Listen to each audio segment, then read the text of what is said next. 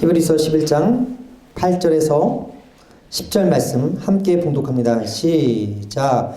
믿음으로 아브라함은 부르심을 받았을 때에 순종하여 장래의 유업으로 받을 땅에 나아갈새 갈 바를 알지 못하고 나아갔으며 믿음으로 그가 이방의 땅에 있는 것 같이 약속의 땅에 거류하여 동일한 약속을 유업으로 함께 받은 이삭 및 야곱과 더불어 장막에 거하였으니 이는 그가 하나님이 계획하시고 지으실 터가 있는 성을 바랐습니다. 아멘. 따라하겠습니다. 하나님의 비전. 지난주에 이어서 오늘 두 번째 시간입니다. 그럼 하나님께서 우리에게 비전을 주시는 분이심을 믿으십니까? 우리에게 꿈을 주시고 우리에게 소망을 주시고 우리 앞길을 잘 인도해 주시는 분이심을 믿으십니까? 지난주에 우리가 함께 나눠본 거 잠깐 살펴보면 우리가 비전이 뭡니까? 라는 질문들을 참 많이 받는데 어느 날부터 이 질문이 정말 우리 크리스찬들의 소명 찾기 그리고 삶의 의미 찾기, 목적 찾기로 이렇게 많이 공유가 되었지만 첫 번째 제가 지난주 말씀드린 것처럼 비전이 잘 보이지 않는다라는 데 있죠. 막막하죠. 그런데 아브라함은 그 막막한 가운데 하나님의 음성을 들었고 그 말씀의 지시대로 갈 바를 알지 못하고 믿음의 여정을 떠나게 되었습니다. 두 번째 살펴본 게 무엇입니까? 하나님을 온전히 신뢰하라는 거예요. 그 말씀하신 분이 하나님이기 때문에 우리 하나님을 신뢰할 만하신 분이라는 거죠. 당시 말씀을 받았던 자식 없는 아브라함에게 너의 자식이 하늘의 별과 같이 땅에 바다의 모래와 같이 해주겠다라는 그 약속을 하셨고 하나님은 신실하게 그 약속을 지켜나가신 것을 역대상의 족보를 통해서 제가 여러분들에게 말씀을 드렸는데 그렇기 때문에 하나님의 비전이 지금 당장 보이지 않는다고 할지라도 하나님의 말씀이 들려지는 이 자리에서 온전히 신뢰하기 시작할 때 그 끝은 아름다울 것이다. 믿으시면 아멘. 그래서 오늘 두 번째 시간은 세 가지 살펴보는데요.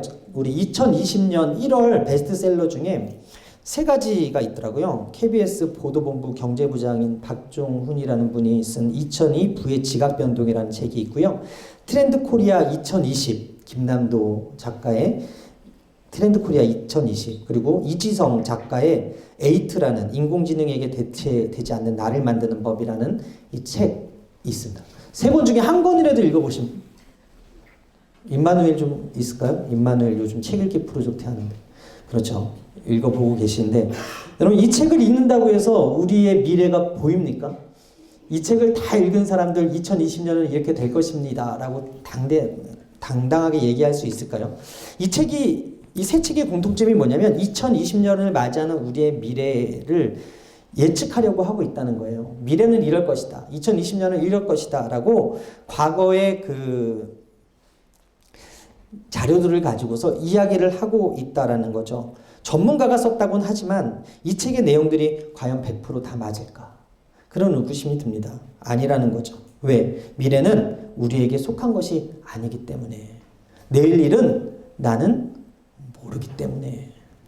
여러분 우리는 2020년 12월 송구영신 예배 이곳에서 또 우리 드리게 될 텐데 그때까지 우리 앞길이 어떻게 될지 한 치 앞도 알지 못해요. 여러분 지난 설에 동해 펜션에서 6자매 중 6자매가 가스폭발로 죽임을 당했답니다. 네팔에 연수 갔던 교사들 중에 불과 6m 앞에 있었던 4명의 선생님들이 눈사태로 인해서 지금도 실종되어 그 시신조차 찾지 못하고 눈이 녹아야 찾는다는 발표를 보았습니다. 그들이 죽을 줄 알았다면 동해까지 네팔까지 그렇게 갔을까요?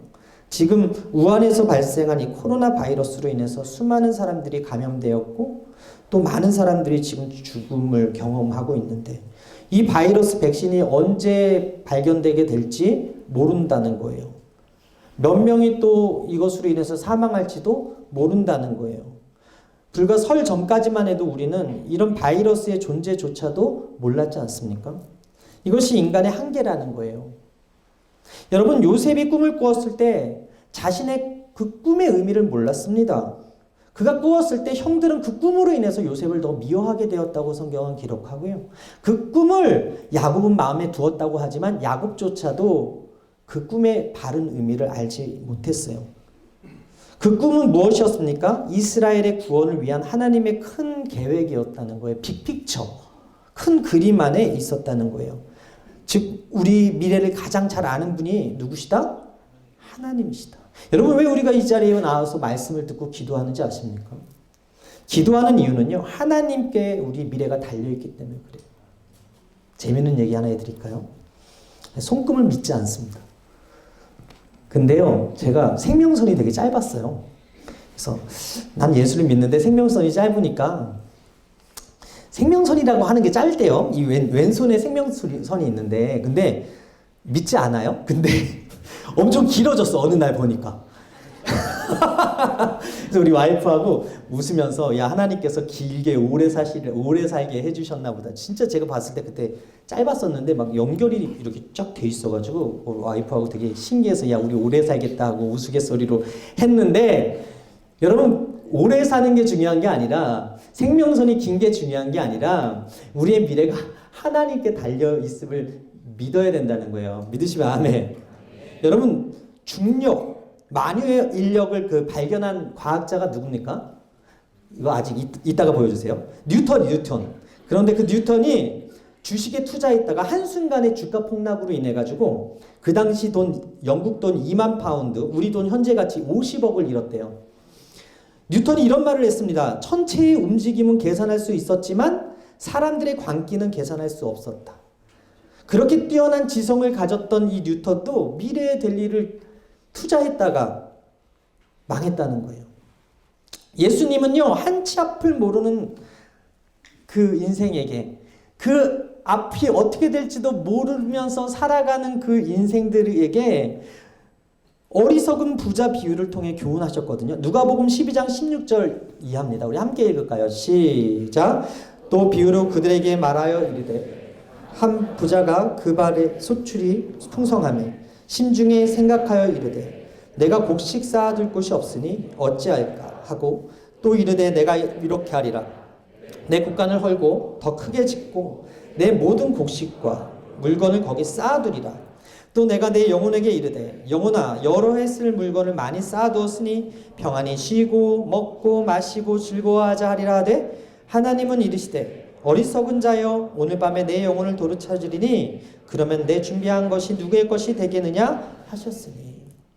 오늘 우리가 사는 세상은 해마다 더 큰 곳간을 늘려보자는 게 꿈이에요. 늘 나라는 경제 성장 몇 %, 이거를 잡죠. 곳곳에서 더 큰 곳간을 짓기 위한 공사의 소음으로 진동해요. 여러분, 재개발을 하는 곳을 가보면 더 큰 집을 지어주겠다, 더 좋은 집을 지어주겠다는 약속을 하고, 실제로 그곳에 있는 사람들, 원주민들을 다 내보내고 큰 집을 지어줍니다. 그래서 그 아파트는 엄청 비싸지고 있죠. 그 아파트 값이 천정부지인데, 모든 국가나 기업과 병원이나 대학이나 NGO 등 성장의 목표라는 거예요. 정치는 또 어떻습니까? 권력 장악하려고 혈안 아닙니까? 반대를 위한 반대를 하고 있지 않습니까? 비전이 없는, 앞이 보이지 않는 인생은요, 보이는 권력을 취하려고 합니다. 보이는 인기를 가지려고 합니다. 보이는 재물을 더 원합니다. 여러분, 그래서 막막한 인생이라는 말을 하는데, 한치 앞도 모르면서 영혼을 찾는 그 하나님은 알지 못하면서 보이는 것에 급급하며 살아가는 인생들이 너무나 많이 있다는 거예요. 그런 인생에게 하나님이 뭐라 그래요? 오늘 밤에 내 영혼을 도로 찾으리니 그러면 내 준비한 것이 네 것이 되겠느냐. 누가복음 12장 5절에 마땅히 두려워할 자를 내가 너희에게 보이리니 곧 죽인 후에 또한 지옥에 던져넣는 권세 있는 그를 두려워하라. 내가 참으로 너희에게 이르노니 그를 두려워하라는 말씀이 있거든요. 여러분, 하나님의 사람은 어떤 사람입니까? 하나님의 비전 받은 사람, 하나님의 사람들은요, 미래를 궁금해하면서 곳간을 크게 짓는 사람이 아니라 하나님을 두려워하고 말씀에 따라서 과감히 하나님의 말씀에 떨어지면 떠남을 준비하는 사람들이에요. 탐심으로 사는 삶이 아니라 믿음으로 오늘을 살아내는 삶, 그 삶을 하나님께서 기뻐하시고 그런 사람들을 쓰신다는 거예요. 히브리서 11장 8절 함께 읽겠습니다. 시작.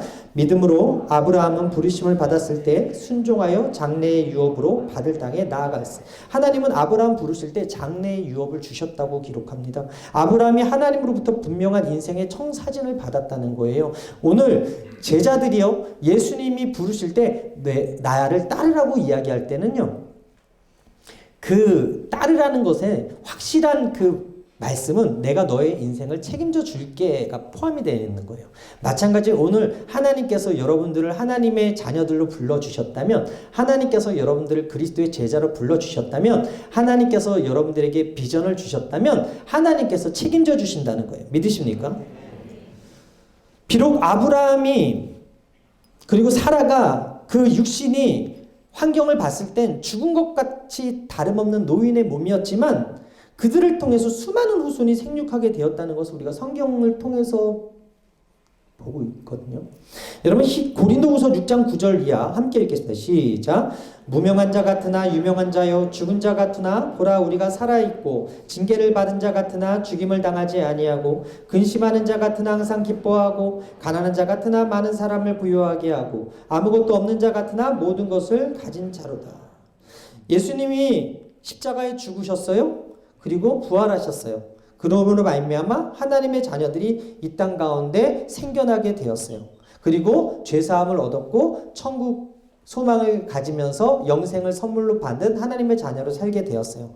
여러분 기독교는 신비주의는 아닙니다. 그러나 역설적이게 신비가 있습니다. 마찬가지 하나님의 비전도 세상의 비전과는 다른 역설과 신비가 있어요. 첫 번째 따라하겠습니다. 하나님의 비전은 퍼즐과 같다. 8절 함께 읽겠습니다. 시작. 믿음으로 아브라함은 부르심을 받았을 때 순종하여 장래의 유업으로 받을 땅에 나아갈새 갈 바를 알지 못하고 나아갔으며. 여러분 모자이크 퍼즐 해보셨는지 모르겠어요. 8조각 맞추기 쉽죠. 그런데 이 조각이 막 120피스, 1200피스가 되면 이게 정말 어려워요. 그래서 저는 하지 않아요. 여러분 레고 하시나요? 레고가 이렇게 아빠하고 해주면 좋다 그러는데 전 레고 맞추는 게 너무 힘들어서 못하겠어요. 이게 어려워요. 어려워. 그래서 저는 안 하거든요.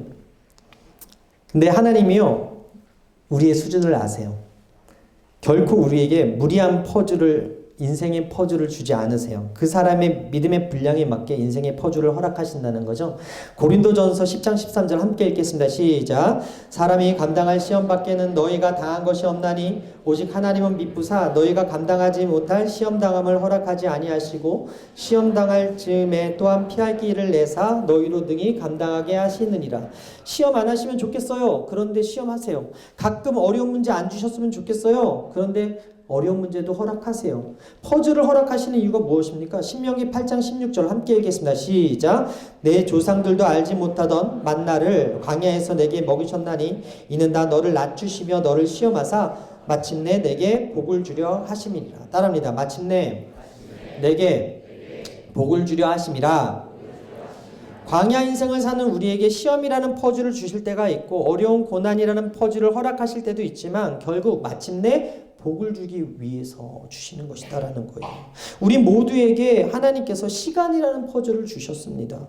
장래의 유업이라는 비전을 주셨습니다. 그런데 하나씩 주시는 그 시간의 퍼즐, 미래의 퍼즐이 무슨 의미인지 잘 모르고 우리는 그 시간의 속에서 갇혀서 살아가요. 다윗에게 기름 부어 주셨는데 그 다윗이 바로 왕권을 받지 못했잖아요. 요셉에게 꿈을 주셨는데 그 요셉이 바로 총리가 되지 않았던 것 같아요. 마찬가지 오늘이라는 시간을 하나님께서 동일하게 믿는 자나 믿지 않는 자에게 똑같이 주시는데 어떤 사람은 이 시간을 게으르게 쓰고 어떤 사람은 이 시간을 치열하게 쓰는데 방향도 중요하다라는 거죠. 그리고 그 시간의 활용도 중요하다라는 거죠. 그리고 그 시간을 얼만큼 하나님의 영광과 하나님의 나라를 위해서 쓰고 있느냐도 중요하다라는 것입니다. 여러분, 하나님은 우리에게 완성된 그림을 보여주지 않아요. 우리가 그래서 막막할 때가 있어요. 우리가 흔히 빅픽처라고 하는 큰 그림이라고 하는 말을 하는데 오늘 내게 주어주신 그 퍼즐, 그 큰 그림을 막막해서 보이지 않아요. 그냥 일부분만 보일 뿐. 그래서 하나님이 주신 이 하루라는 조각을 우리가 잘 맞추며 살아가야 된다는 거예요. 그 조각이 막 흩어져 있고 풀기가 되게 어렵기 때문에 이 조각을 받은 우리가 어떻게 살아야 되겠습니까? 하나님은 모세에게 하나님 자신을 다 보여주지 않으셨어요. 떨기나무에 타지 않은 불로 나타나신 하나님이 당신의 이름을 가리키죠. 스스로 있는 자. 야훼라는 이름을 가르쳐 주셨지만 하나님은 한 번에 짧고 굵은 그 대재앙으로 애굽을 치지 않으시고 10번의 재앙으로 나누어서 하나님의 일을 이루셨어요. 그리고 홍해를 가르시는 사건, 그리고 광야에서 메추라기, 그리고 만나, 그리고 반석에서 물이 나는 이런 사건들을 통해서 하나님이 어떤 하나님이신지를 보여주셨는데 출애굽기 9장 16절에 그 이유가 나옵니다. 함께 읽을까요? 시작. 내가 너를 세웠음은 나의 능력을 내게 보이고 내 이름이 온 천하에 전파되게 하려 하셨습니다. 하나님이 여러분들을 세웠는데 여러분들을 통해서 기사와 이적과 하나님이 함께 하시는 표적들이 나타나요. 그런데 여러분들 보면 하나님이 바로 보이지 않아요. 그러나 여러분들의 그 시간의 그 삶을 보면 하나님이 함께하는 사람이구나. 하나님께서 함께하니까 저렇게 되는구나. 이것을 하나님께서 나타내 보이시기를 원하시는 하나님이시라는 거예요. 출애굽 10가지 재앙과 홍해의 기적의 핵심이 무엇입니까? 선택하신 백성을 위해서 하나님의 명성이 세상에 널리 퍼지는 것이었다는 거죠. 지금 전 세계적으로 전염병 신종 코로나 바이러스로 인해서 많은 세계가 고통당하고 있습니다. 중세시대 유럽에서 발병한 패스트로 인해서 유럽의 3분의 1, 당시 1억 명 정도가 사망했다고 하는데 보이지 않는 그 세균을 발견한 사람이 지난주에 말했던 1840년대 비엔나에 있는 산부인과 병동에서 손 씻기로 사망률을 낮추려고 노력했던 제멜 바이스라는 사람이에요. 그런데 산부인과 의사였는데 손 씻는 것을 강요했다가 그 의사들의 공격으로 인해서 정신병원에 갇히게 되고 감염돼서 그가 죽게 되거든요. 여러분, 그 패스트가 돌 때요, 그 당시 유대인들이 많이 죽지 않았는데 그 이유가 바로 제사법에 기록된 손 씻기에 있었다는 거예요. 우리 손에 1cm당 500만 마리의 세균이 기생하고 있다고 합니다. 성경은 손 씻기를 율법으로 명령을 했어요. 레위기 15장 11절 함께 읽을까요? 시작. 유출병이 있는 자가 물로 그의 손을 씻지 아니하고 아무든지 만지면 그 자는 그의 옷을 빨고 물로 몸을 씻을 것이며 저녁까지 부정하리라. 성막에 들어가기 위해서는요, 늘 물두멍에서 손을 씻어야 됐어요. 역대하 4장 6절 함께 읽을까요? 시작. 또 물두멍 10개를 만들어 5개는 오른쪽에 두고 5개는 왼쪽에 두어 씻게 하되 번제에 속한 물건을 거기에 씻게 하였으며 그 바다는 제사장들의 씻기 위한 것이더라. 당시는요, 손 씻는 게 일반화되지 않았고 상식적이지 않아서 배척되었었는데 하나님이 큰 그림 안에는 손 씻는 것조차도 우리를 보호하시고 지키시려고 하는 하나님의 세심한 배려였다는 것을 알 수가 있는 거예요. 결국 오늘 내가 하나님 말씀을 듣고 청종하는 것은 하나님의 보호를 우리 삶에 끌어들이는 거고, 믿으시면 아멘. 하나님의 큰 그림, 하나님의 비전을 이루는 행위임을 믿으시게 되기를 주님의 이름으로 축원합니다. 여러분, 하나님이 거룩하시다라는 것은요, 하나님께 속한 우리도 거룩해야 되는 의무가 있다는 것을 의미합니다. 레위기 20장 26절입니다. 함께 읽을까요? 시작. 너희는 나에게 거룩할지어다. 이는 나 야훼가 거룩하고 내가 또 너희를 나의 소유로 삼으려고 너희를 만민 중에서 구별하였습니다. 하나님께서 우리를 만민 중에서 구별했대요. 이것이 거룩이거든요. 이 땅에 어떤 물건도 사람도 하나님과 상관없이 거룩하다고는 할 수 없습니다. 거룩하다라는 것, 곧 하나님과 상관 있을 때 거룩하다고 하는 거예요. 성경에 거룩한 땅이라는 용어가 나옵니다. 거룩한 성화, 거룩한 안식일, 거룩한 만족, 거룩한 옷, 거룩한 성, 거룩한 약속, 거룩한 남자, 거룩한 여자, 거룩한 성경, 거룩한 손, 거룩한 입맞춤, 거룩한 믿음, 이 모든 것이 하나님과 상관이 있다는 거예요. 우리 일상적인 것이 하나님과 관련된 것이라면 모든 것이 거룩해질 수 있다라는 거예요. 여러분, 식인종에게 살인죄가 있을까요? 여러분, 모계사에 간통죄가 있겠습니까? 이 법이라는 게요, 이 나라에서는 죄인데 이 나라에서는 죄가 아니고, 이 나라에서는 사형인데 이 나라에서는 집행유예인 게 있더라고요. 그런데 하나님이요, 하나님의 백성에게 모세를 통해서 율법을 주셨습니다. 왜 율법을 주셨습니까? 다른 민족과 다르게 살라라는 거였죠. 하나님의 기준대로 이 땅 가운데 살아내라는 거였습니다. 왜 그랬까요? 왜 그렇게 명령하셨을까요? 우리는 알지 못하지만 그렇게 살아낼 때 하나님의 사람들은 하나님의 그림의 작품으로 만들어질 수 있다라는 거예요. 오늘 우리에게 말씀을 주시는 이유도 거룩하게 살게 하기 위해서. 화장품을 살 때 샘플을 받으시죠? 되게 본품보다 샘플이 질이 더 좋다는 이야기를 들었습니다. 왜 그렇습니까? 샘플이 좋아야 상품을 살 수 있으니까. 상품을 구매하기 때문에. 마찬가지로 수많은 사람이 있는데 하나님이 왜 아브라함을 택했습니까? 이삭을 택했습니까? 야곱을 택했습니까? 여러분, 그 이유가 복의 샘플로 삼으셨다는 거예요. 하나님은 하나님 되심을 나타내기 위해서 복의 샘플로 아브라함을, 이삭을, 야곱을 택하셨다는 거예요. 그리고 본토 친척 아비집을 떠나라고 명하시면서 세상과 구별돼서 살기를 원하셨다는 거예요. 하나님이 함께하는 자가 받는 복을 보게 하신다는 거예요. 마찬가지. 오늘 우리를 부르시고 말씀을 주시는 이유는 여러분을 이 시대의 거룩한 복을 삼기 위해서, 이 시대의 거룩한 샘플 삼기 위해서 부르셨다는 사실을 믿으시게 되길 바랍니다. 아브라함에게 말씀하신 하나님은 미래를 먼저 보여주지 않으셨어요. 시간의 퍼즐, 말씀의 퍼즐, 시험의 퍼즐을 던져주시고 순종하기를 원하셨어요. 하나님이 아브라함에게 가나안 땅을 주시기로 약속하셨을 때 아브라함에게 자손이 하나도 없었지만 그에게 확실한 것은 하나님의 말씀이 들렸다는 거예요. 창세기 15장에 보게 되니까 야훼의 말씀이 그에게 임하여 이르시되 그 사람이 내 상속자가 아니라 내 몸에서 날 자가 내 상속자가 되리라 하시고 그를 이끌고 밖으로 나아가 이르시되 하늘에 우러러 뭇별을 셀 수 있나 보라. 또 그에게 이르시되 내 자손이 이와 같으리라. 아브라함이 이 말씀 받았을 때 100세였고요. 사라가 늙어서 잉태할 수 없는 몸이었어요. 창세기 17장 17절에 아브라함이 엎드려 웃으며 마음속으로 이르되 100세 된 사람이 어찌 자식을 낳으리까? 사라는 99세니 어찌 출산하리요 하고.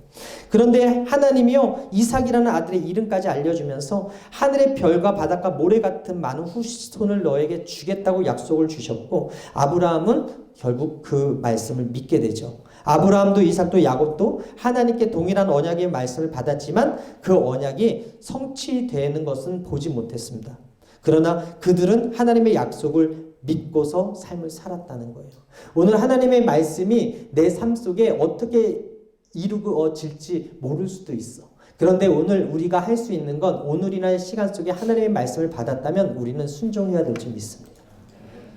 예수님도요 믿음 안에서 죽은 자의 산소망에 대해서 교훈하실 때 마태복음 22장 32절에 나는 아브라함의 하나님이요 이삭의 하나님이요 야곱의 하나님이로다 하신 것을 읽어보지 못하였느냐? 하나님은 죽은 자의 하나님이 아니요 살아계신 자의 하나님이시라 라고 말씀하고 있어요. 따라합니다. 하나님은 지금도 사셔서 말씀하신다. 하나님이요 아브라함 때만 말씀하시는 게 아니라 이삭과 야곱 때만 말씀하시는 것이 아니라 오늘도 작은 종의 입술을 통해서 말씀하고 약속하시고 있다는 사실을 믿으시게 되길 바랍니다. 우리는 하나님의 계획에 대해서 그분이 알려주기 전까지는 전혀 알 수 없어요. 그러나 하나님을 믿는 사람이라면 하나님의 부르심과 하나님의 그 말씀이 이해가 되지 않는다고 해도 순종함으로 그리고 성실함으로 믿음으로 인내하며 기다리며 살아야 된다는 사실을 믿으시게 되길 바랍니다. 여러분 신앙생활이라는 게 매일매일 이벤트처럼 펼쳐지면 참 좋겠어요. 우리 처제가 오늘 생일이라고 저기 한강변에서 좋은 데서 그 커플링하고 맛있는 거 먹으면서 이 꽃다발로 이렇게 한 거를 보내줬거든요. 매일매일이 여러분 그런 이벤트 같은 인생이면 얼마나 좋겠는가만은 우리의 인생이 그렇지 않지 않습니까? 광야를 걸어갈 때가 더 많아요. 몸이 건조할 때가 더 많아요. 그냥 의미 없이 밥을 먹고 있는 나를 볼 때가 너무나 많아요.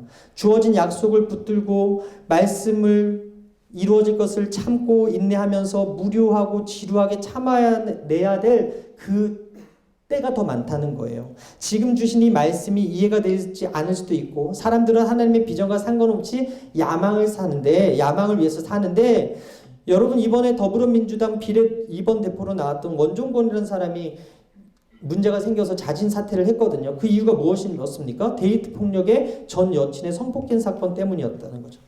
여러분 만약에 이 사람이요 이 야망을 이루기 위해서 꿈을 가졌다면 그 삶이 정결하고 거룩하고 깨끗하고 정직해야 됐을 거예요. 그런데 그렇지 못했던 그 과거, 그렇게 하나님께서 허락해 주셨던 그 하루를 제대로 살지 않았기 때문에 정말 기회가 왔을 때 정말 꿈을 이루고 싶은 그 때가 왔을 때 그 과거가 발목을 잡더라는 거죠. 왜 하나님께서 거룩하게 살라고 하십니까? 왜 정직하게 살라고 하실까요? 왜 말씀대로 살라고 하실까요? 하나님께서 여러분들을 이 땅 가운데 귀하게 쓰기 원하셔서 그래요. 믿으십니까?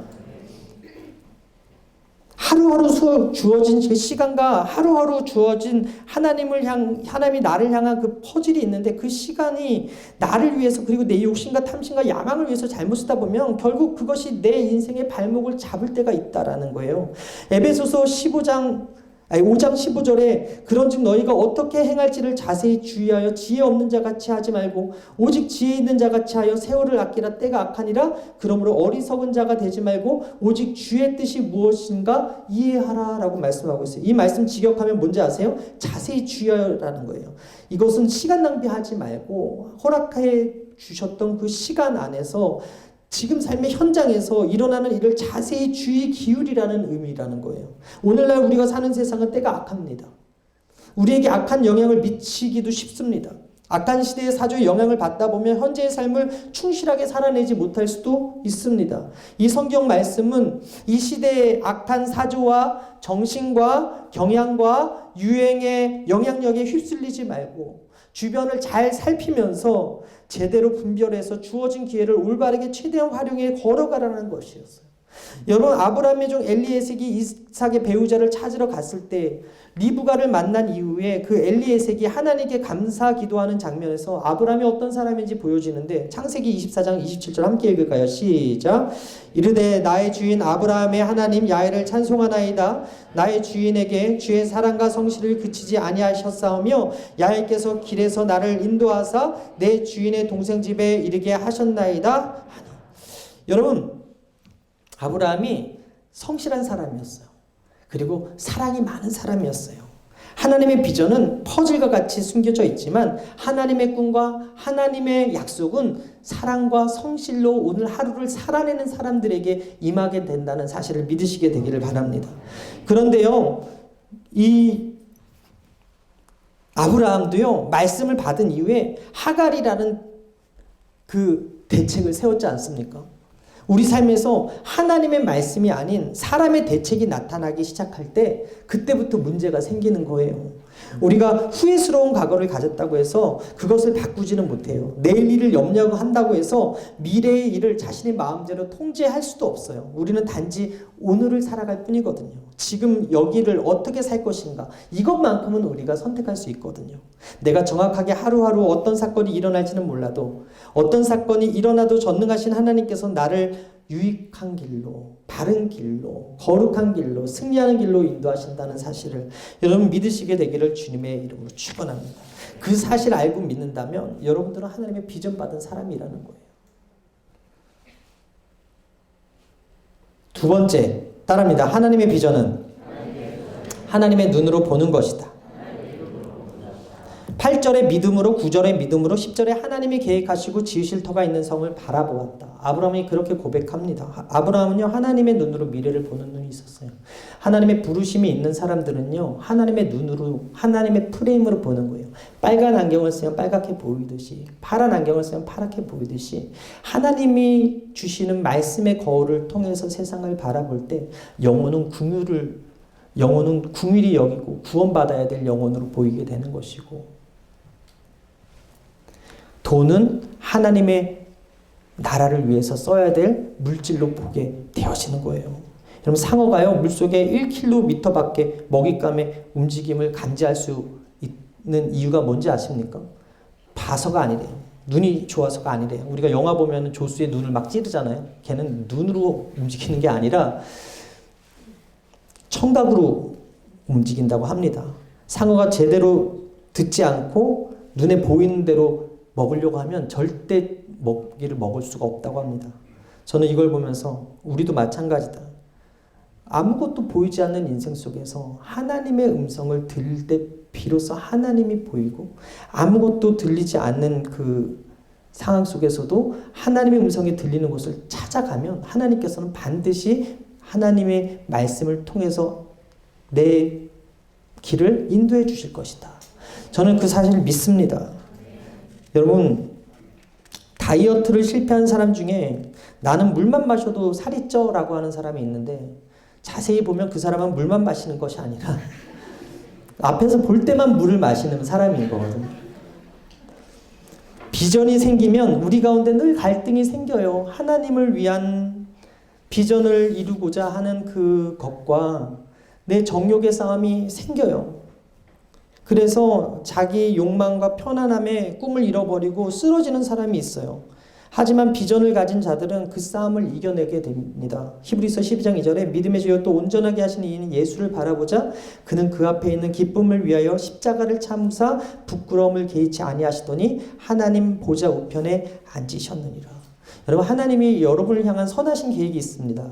하나님이 여러분을 향한 이 땅에서 이루실 큰 빅픽처가 있어요. 근데 그게 노력이 필요하고 인내가 필요하고 힘들어. 그러나 우리가 어떻게 기도합니까? 하나님, 저에게 비전이 생겼으니 더 이상 어려움이 생기지 않게 해주세요. 그렇게 기도하지 않지 않습니까? 하나님, 내가 비전이 생겼으니 십자가를 지겠습니다. 그렇게 기도하죠? 그렇게 기도 안 해요? 하나님은 어려운 시기를 지나갈 때마다 그 사람과 함께 있어서 비전의 사람으로 만들어 가신다는 거예요. 믿으시면 아멘. 요셉은 애굽으로 강제로 팔려왔지만 결코 그 삶이 순탄하지 않았어요. 그러나 나중에 형들을 보고 뭐라고 얘기합니까? 당신들이 나를 헤아려 하시나 하나님이 그것을 선으로 바꾸사 오늘과 같은 많은 백성의 생명을 구원하게 하시겠다. 나에게 고난이 없었으면 좋겠어요. 비전을 주시고 말씀을 주시고 훈련 안 해주셨으면 좋겠어요. 시험 안 주셨으면 좋겠어요. 그런데 훈련도 있고 시험도 있고 비전 받은 사람들이 엄청 어려워요. 8피스 주는 사람이 있고 30피스 주는 사람이 있고 1200피스 던져주는 사람이 있다니까요. 그 비전을 맞춰가는데 어려운 길로 하나님께서 인도하시는 사람이 있더라니까요. 그러나 마침내 그 사람들을 하나님께서 쓰시고자 그런 길로 인도하시더라는 거예요. 저는 여러분이 인생의 고난과 어려움을 바르게 해석할 수 있는 지혜가 있게 되기를 바랍니다. 로마서 8장 28절에 우리가 알거니와 하나님을 사랑하는 자 곧 그 뜻대로 부르심을 입은 자들에게 모든 것이 합력하여 선을 이룬다고 이야기를 하고 있는데, 세상과는 다른 가치를 가지고 내가 지금 당하는 고난, 내가 당하는 시험, 내가 이 시간에 겪는 이 어려운 문제들, 이것은 하나님의 꿈을 이루기 위한 하나님의 시험이라고 생각하고 참고 인내하고 주님을 바라보며 나아갈 때 반드시 하나님의 사람으로 여러분들이 쓰임받을 수 있다는 사실을 믿으시게 되길 바랍니다. 29세 나이에 에카르도르 아우카 부족에게 순교당한 짐 엘리엇이 이렇게 말하지 않았습니까? 영원한 것을 위해 영원하지 않은 것을 포기하는 것은 결코 어리석은 일이 아니다. 29살에 죽임을 당하면서도 순교당하면서도 영원한 것을 위해서 영원하지 않은 것을 포기한 사람이 이 짐 엘리엇이었는데, 하나님께서 우리에게 원하시는 것, 우리가 속해 있는 그 삶 속에서 거절해야 될 것이 있어요. 견뎌야 할 것이 있어요. 그리고 잊지 말아야 할 것이 있어요. 그리고 순종해야 될 것이 있어요. 우리도 하나님의 비전에 눈을 지닌 사람이 될 때 넉넉히 이기고 감당하며 승리하게 됨을 믿으시게 되기를 주님의 이름으로 축원합니다. 마지막입니다. 비전 따라합니다. 비전이 아닌 하나님이 보여야 한다. 하나님이요, 여러분 보였으면 좋겠는데 안 보여요. 그러니까 약속을 받은 이 아브라함도 어떤 실책을 하냐면 엘리에셀을 양자 삼으려고 그랬어요. 그러니까 하나님이 뭐라 그러는지 아십니까? 창세기 15장 3절에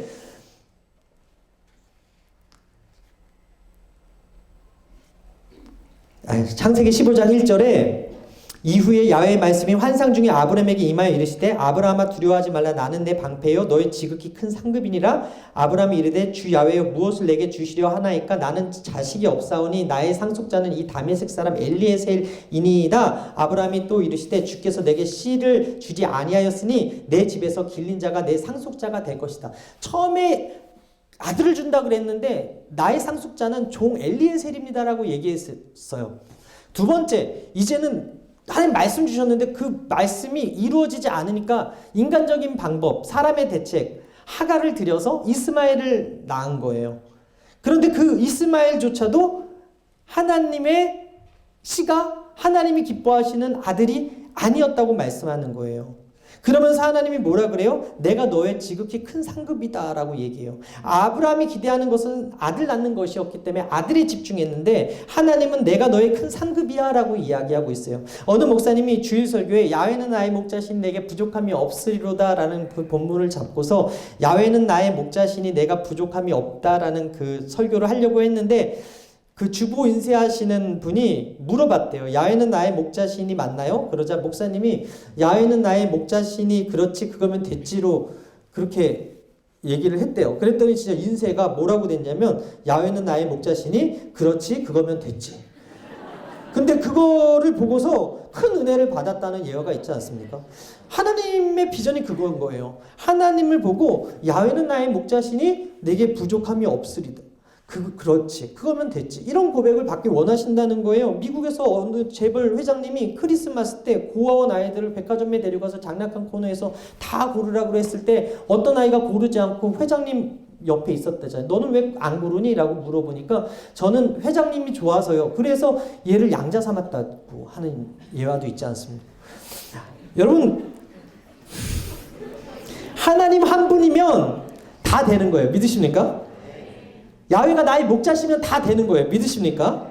하나님의 비전은요, 우리가 하나님을 상급 삼는 거예요. 하나님을 비전 삼는 거예요. 상황을 바라보지 말고 하나님 바라보라는 거예요. 그런데도 사라가 믿지 못하고 아브라함의 첩 하갈을 통해서 아들을 얻고자 할 때, 여러분 한번 생각해 보십시오. 아브라함이 하갈을 통해서 애를 낳았을 때 동네 사람들이 뭐라 그랬을까요? 아브라함 대단하네. 아직 젊네. 나이 어린 여자랑 결혼했네. 능력 좋네. 이런 얘기 들었겠죠. 그곳에 하나님이 계시나요? 하나님이 높아졌나요? 절대 인간적인 방법을 썼을 때 하나님이 높아지지 않더라는 거예요. 하나님의 이름이 나오지 않더라는 거예요. 사람에 대한의 문제가 뭡니까? 하나님이 보이지 않는다는 거예요. 하나님의 임재가 경험되어지지 않는다는 거죠. 여러분 인생에 최선을 다해 사는 것보다 중요한 게 하나님의 임재가 여러분 삶 가운데 나타나기를 기도하게 되길 바랍니다. 모세가 지팡이 든 손을 들자 홍해가 갈라졌고 여호수아가 기도하니까 해가 멈추었고 기드온의 300용사로 미디안의 13만 5천 명이 죽었고 도망갔고 히스기야가 기도하니까 아수르의 사내립 군대 18만 5천 명이 하루아침에 죽었고 예수님의 초라한 12제자가 전 세계에 복음화의 씨앗이 되었고 괴수였고 죄수였던 그 사도 바울이 이방인의 사도가 돼서 신약성경의 3분의 1을 기록하였어요. 이것이 인간의 능력으로 되는 것이 아니라 하나님이 함께 하셔서 된 일이라니까요. 히브리서 11장 1절에 믿음은 바라는 것들의 실상이요 보이지 않는 것들의 증거라고 했는데 하나님의 임재가 있는 사람은 믿음의 증거가 나타나는 사람이라는 거예요. 그래서 저는 바라기는 여러분들이 보이는 세상 따라가지 말고 보이지 않지만 살아계신 그 하나님을 따라갔으면 좋겠습니다. 내 눈에는 더디고 불가능해 보여도 마침내 역사를 이루시고 내 미래를 책임지실 분은 하나님이시라는 것을 믿으시게 되길 바랍니다. 빌립보서 1장 20절에 살든지 죽든지 내 몸에서 그리스도가 존귀하게 되려 하려 하나이니라고 고백했던 평생을 달려갔던 사도 바울의 고백, 오직 예수 나의 삶은 하나님이 이루셨습니다라는 이 고백이 여러분들의 고백이 되길 바랍니다. 십자가에 달렸던 그 우편 강도가 예수님으로부터 어떤 음성 들었습니까? 오늘 내가 나와 함께 낙원에 있겠다. 여러분 그거 하나면 끝나지 않습니까? 이것이 우리의 비전이 되어야 되지 않습니까? 하나님 한 분이면 충분합니다. 저는 오늘 그 하나님 만나는 여러분 됐으면 좋겠습니다. 하나님의 비전은 퍼즐 같아서 지금 우리에게 어떤 일이 일어난지 알지 못하지만 오늘을 성실히 살아내는 자들을 통해서 하나님이 이루어 주시고 하나님의 눈으로 영혼을 바라보고 세상을 바라볼 때 하나님의 궁유의 그 마음이 들어서 하나님의 그 생명이 흘러가게끔 여러분들 쓰길 원하신다는 사실이에요. 그리고 그 하나님을 상급 삼고 그 하나님을 목자 삼고 그 하나님 한 분으로 만족하고 충분하다고 고백하는 그 순간 하나님께서 여러분들의 필요를 채우시고 여러분들의 꿈을 이루어지신다는 사실을 믿으시게 되기를 주님의 이름으로 축원합니다. 하나님의 마음을 시원케 해드리는 그런 삶을 살지어다. 기도하겠습니다.